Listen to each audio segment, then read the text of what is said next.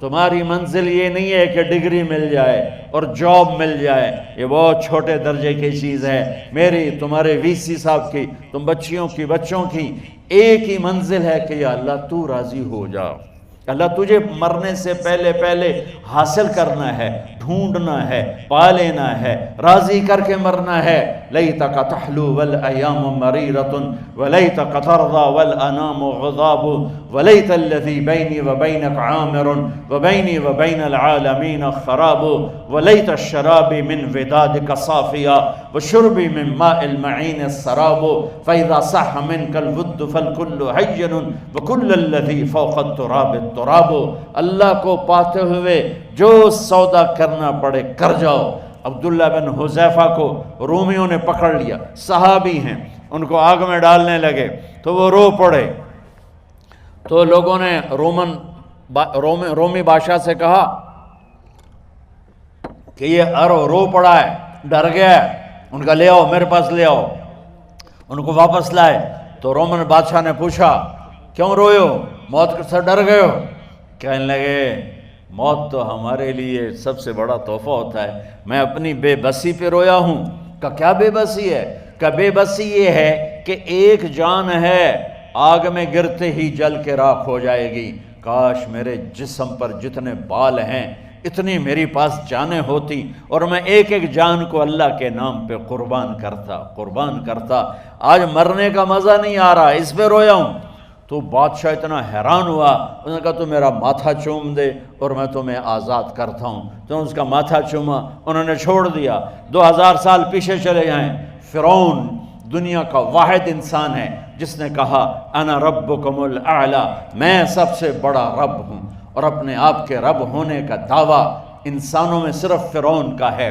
اس کی باندی مسلمان ہو گئی، موسیٰ علیہ السلام کا کلمہ پڑھ لیا، ایمان چھپتا نہیں، وہ پتہ چل گیا۔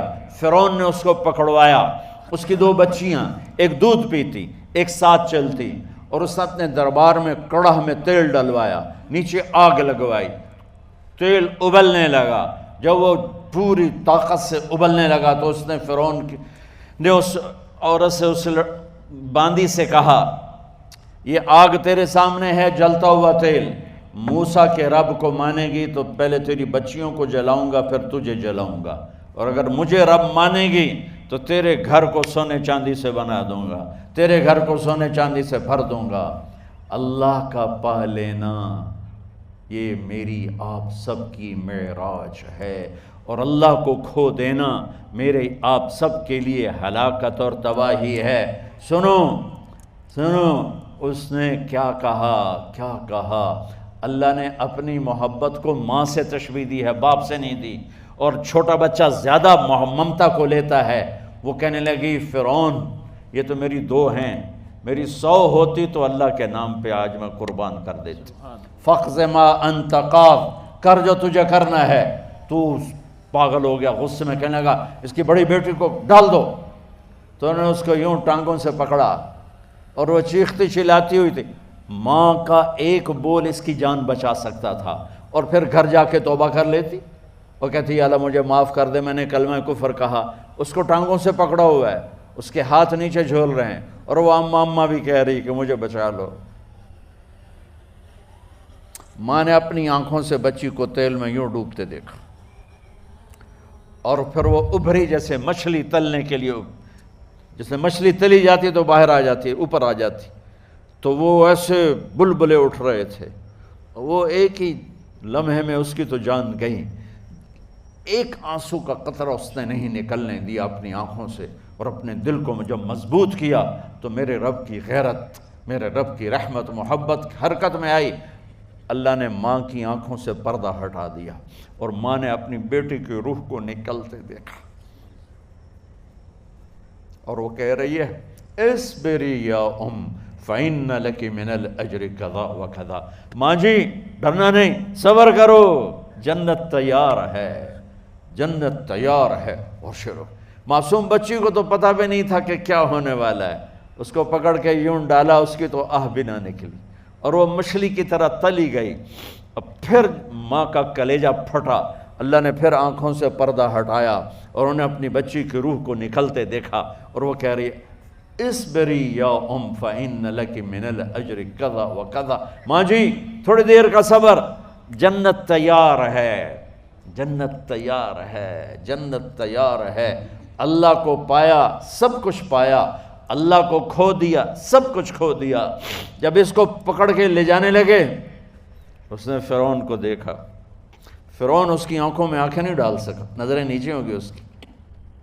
کہنے لگی میری ایک بات مانو گے، میری ایک خواہش پوری کرو گے؟ فرعون نے پوچھا کیا؟ کہ جب میں بھی جل جاؤں تو میری اور میری بچیوں کی ہڈیوں کو اکٹھے دفن کرنا، باہر پھینک نہ دینا، دفنا دینا۔ فرعون نے کہا تمہاری یہ خواہش پوری کی جائے۔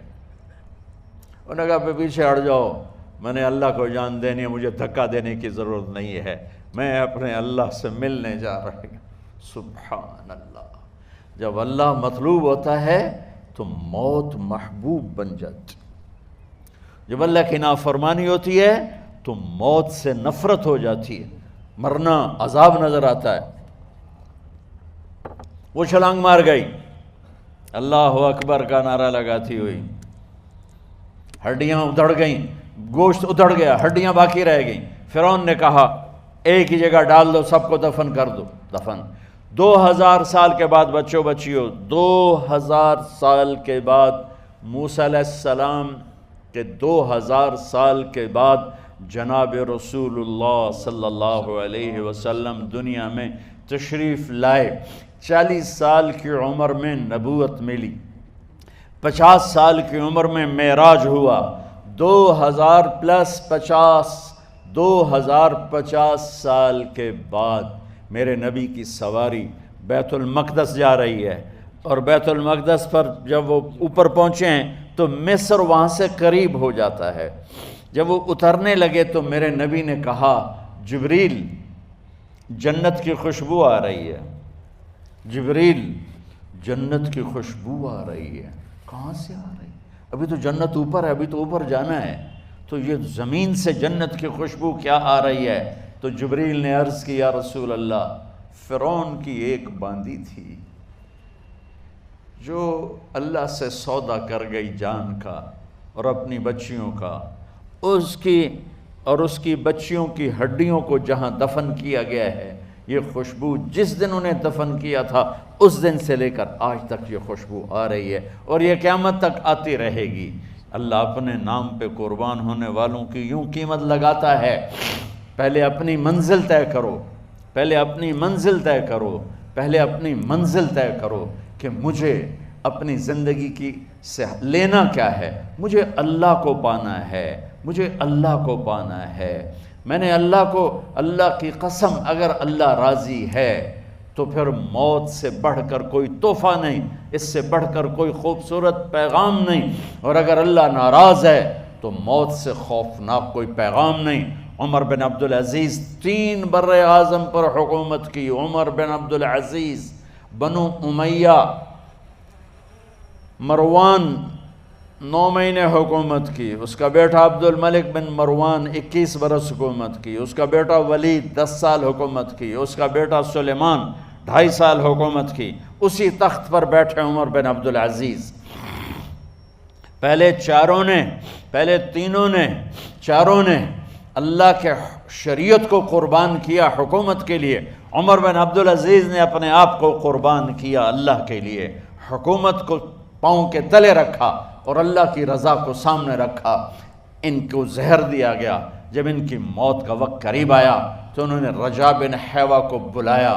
سننے والی بات ہے بچوں، ان سے فرمانے لگے سنو، میں نے 3 بادشاہوں کو قبر میں اتارا۔ اب بچیاں تو قبرستان جاتی نہیں، ہم تو اپنے ہاتھوں سے قبر میں اتارتے ہیں، اور اوپر مٹی ڈالتے ہیں، اور اوپر اینٹیں ڈالتے ہیں، اور پھر منو مٹی میں دبا کے واپس آتے ہیں۔ یہ منظر آپ بچیوں کے تو دیکھنے کا بھی نہیں ہے۔ وہ کہنے لگے میں نے 3 بادشاہوں کو مٹی میں ڈالا، لیکن ان کے کفن کی گرہ کو جب کھول کے دیکھا تو ان کے چہرے قبلے سے ہٹ چکے تھے اور رنگ ان کے کالے پڑ چکے تھے۔ ولید بن عبد الملک، سلیمان بن عبد الملک، عبد الملک بن مروان، عبد الملک باپ ولید بیٹا، سلیمان بیٹا، یہ تینوں کا ان کے چہرے کالے ہو گئے تھے اور ان کا قبلے سے منہ پھر گیا تھا۔ اب میں مرنے لگا ہوں، مجھے پہلے ضرور چیک کرنا کہ میرا اللہ میرے ساتھ کیا کرتا ہے۔ پہلے تینوں کی ظلم کی حکومت تھی، ان کے چہرے قبلے سے کیوں ہٹ گئے؟ آپ کو عجب بات بتاؤں، ولید بن عبد الملک روزانہ تہجد میں کھڑے ہو کے 10 سپارے پڑھتا تھا، 10 سپاروں کی تلاوت تہجد میں کرتا تھا کھڑے ہو کے، اور قبلے سے چہرہ ہٹ گیا۔ سلیمان بن عبد الملک تہجد گزار، چہرہ قبلے سے ہٹ گیا، ظلم کیا، ظلم کیا، ظلم کیا، خون کو پانی بنا دیا، حکومت پر شریعت کو قربان کیا، رشتے ناتوں کو قربان کیا۔ اللہ نے قبلے سے چہرے، نمازیں منہ پہ مار دی، روزے منہ پہ مار دیے، حج زکاتیں منہ پہ مار دی، تہجد ان کے منہ پہ مار دی، اور ان کے چہروں کو قبلے سے ہٹا دیا اور رنگ کالے کر دیے۔ عمر بن عبدالعزیز نے اسی سلطنت کو عدل سے بھر دیا، اسی سلطنت کو عدل سے بھر دیا۔ کیسی سلطنت کی؟ جب گورنر تھے تو 60 اونٹوں پہ سامان چلتا تھا، جب امیر المومنین بنے تو بچے کہنے لگے ماں سے، بچے بچیاں 12 تھے، ماں سے کہنے لگے کہ عید کا موقع آ رہا ہے، ابا سے کہو ہمیں نئے کپڑے تو لے کر دیں۔ ان کی ماں کا نام ہے فاطمہ، بچوں کی ماں کا نام فاطمہ بنت عبد الملک۔ یہ دنیاوی سٹیٹس میں سب سے بڑی خاتون گزری ہے، آج تک اس کے لیول کی کوئی عورت نہیں آئی۔ دادا بادشاہ، باپ بادشاہ، 4 بھائی بادشاہ، 6 خامند بادشاہ، 7 نسبتوں سے یہ عورت شہزادی رہی ہے۔ حضرت عمر گھر آئے، بیگم نے کہا بچے کپڑے مانگ رہے ہیں۔ حضرت عمر کہنے لگے میرے پاس تو پیسے نہیں ہیں، تنخواہ میں تو مشکل سے روٹی پوری ہوتی ہے، کہاں سے لے کر دوں؟ تو تھوڑی دیر خاموش رہیں بیگم، پھر کہنے لگی آپ ایسا کریں اگلے مہینے کی سیلری ایڈوانس لے لیں، اس سے میں کپڑے لے لیتی ہوں اور روٹی کا خرچہ میں مزدوری کر کے گھر بیٹھے مزدوری کر کے چلا لوں گی، آپ 1 مہینے کی تنخواہ ایڈوانس لے لیں۔ حضرت عمر بن عبدالعزیز واحد خلیفہ ہیں جن کے دور میں 3 براعظم میں زکوٰۃ لینے والا باقی نہیں بچا تھا۔ یہاں لاہور بھی ان کی حکومت کے نیچے تھا، جنوبی اسپین فرانس ان کی حکومت کے نیچے تھا، کاشغر تک ان کی حکومت کے نیچے تھا، استنبول کے دروازوں تک ان کی حکومت تھی۔ 3 براعظم میں ایک آدمی زکوٰۃ لینے والا نہ بچا، اور اپنا حال یہ ہے کہ بیگم سے کہہ رہے ہیں پیسے کوئی نہیں، کپڑے کہاں سے لے کر دوں؟ اور بیگم طریقہ بتا رہی ہے کہ آپ اگلے مہینے کی تنخواہ ایڈوانس لے لیں، اس سے میں کپڑے لے لوں گی، اور چولہے کا خرچہ، روٹی کا خرچہ میں گھر بیٹھ کے مزدوری کر کے کما لوں گی۔ تو حضرت عمر کہنے لگے ہاں یہ ٹھیک ہے۔ باہر آئے وزیر خزانہ مزاحم، انہیں بلایا کہ بھائی ہمیں اگلے مہینے کی تنخواہ ایڈوانس چاہیے، یہ تنخواہ والے لوگ بیٹھے ہوئے ہیں تنخواہیں لیتے ہیں۔ اس نے کاغذ قلم آگے رکھ دیا، کہا حضرت یہاں لکھ کے دے دیں آپ 1 مہینہ زندہ رہیں گے میں تنخواہ دے دیتا ہوں، اب مجھے لکھ کے دے دیں آپ 1 ماہ زندہ رہیں گے میں آپ کو تنخواہ دے دیتا ہوں۔ چپ کر کے اٹھے، ایک لفظ نہیں بولے، گھر گئے۔ حضرت اپنی بیگم فاطمہ سے کہا بیگم بچوں سے کہہ دو کہ باپ کے پاس کپڑے لے کر دینے کی سخت نہیں ہے، اور خزانے ایسے بھرے پڑے تھے کہ زکوٰۃ لینے والا کوئی نہیں تھا۔ عید کی نماز ہوئی، نماز کے بعد جب ساری فیملی ملنے آئی اور بچے بھی ملنے آئے تو ان کو دیکھ کر ان کی آنکھوں میں آنسو آ گئے۔ کہنے لگے بچوں آج تمہیں دکھ تو ہوگا اپنے باپ پر کہ ایک جوڑا کپڑا بھی لے کر نہ دیا عید کا۔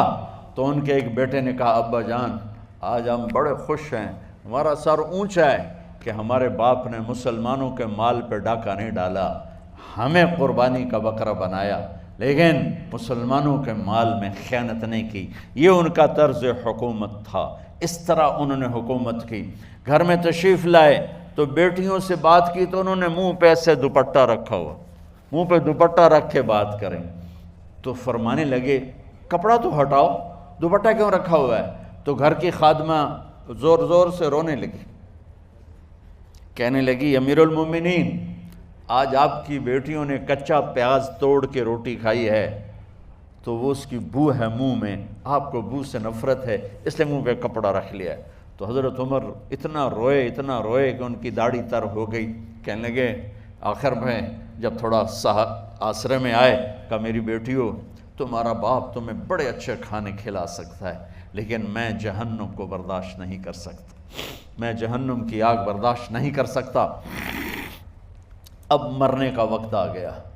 جب وہ گورنر تھے تو 60 اونٹوں پہ ان کا سامان چلتا تھا، اور جب وہ امیر المومنین بنے تو عیادت کے لیے لوگ آ رہے تھے، تو سالے عیادت کے لیے آئے، فاطمہ کے بھائی، کپڑے دیکھے امیر المومنین کے تو بہن کو ایک طرف کر کے فرمایا، بڑے نیک سرداروں میں سے تھے یہ مسلمہ بن عبد الملک، کہنے لگے امیر المومنین کے کپڑے تبدیل کروا دو، لوگ پوچھنے آ رہے ہیں تو میلے کپڑے اچھا نہیں لگتا۔ کہا جی بھائی کرواتی ہوں۔